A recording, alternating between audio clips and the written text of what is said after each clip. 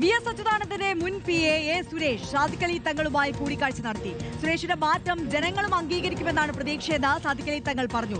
പാണക്കാട് വരാൻ സാധിച്ചതിൽ സന്തോഷമുണ്ടെന്ന് എ. സുരേഷും പ്രതികരിച്ചു. അദ്ദേഹം ജനാധിപത്യ ശൈലിയിലേക്ക് കടന്നു വന്നിരിക്കുകയാണ്. അദ്ദേഹത്തെ ഞാൻ ഏറെ സന്തോഷത്തോടെ സ്വാഗതം ചെയ്യുകയാണ്.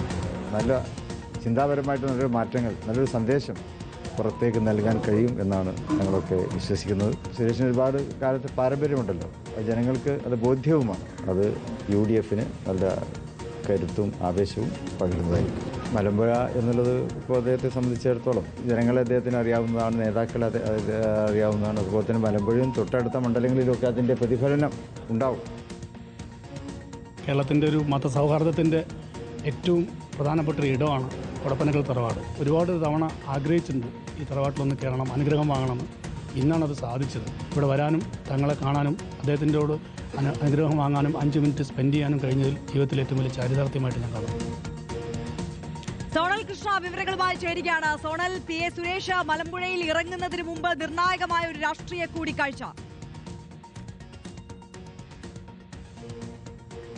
തീർച്ചയായിട്ടും മലമ്പുഴയിൽ സുരേഷിന്റെ പേര് ഉയർന്നു കേട്ടത് മുതൽ തന്നെ ഇത്തരമൊരു കൂടിക്കാഴ്ച ഉണ്ടാകുമെന്ന് ആദ്യഘട്ടത്തിലെ പ്രതീക്ഷിച്ചതാണ്. അത് ഇന്ന് ഏകദേശം 11 മണിയോട് കൂടി സംഭവിച്ചിട്ടുണ്ട് എന്നുള്ളതാണ് ഏറ്റവും പ്രധാനപ്പെട്ട കാര്യം. സുരേഷ് പാണക്കാടെത്തി സാദിഖ് അലി തങ്ങൾ ഉൾപ്പെടെയുള്ള ലീഗ് നേതാക്കളെ കണ്ട ചർച്ച നടത്തിയിട്ടുണ്ട്, കൂടിക്കാഴ്ച നടത്തിയിട്ടുണ്ട്. പ്രധാനമായും മലമ്പുഴയിലെ സ്ഥാനാർത്ഥിത്വമൊക്കെ ആയിരിക്കും ഒരുപക്ഷെ ചർച്ചയായിട്ടുണ്ടാവും.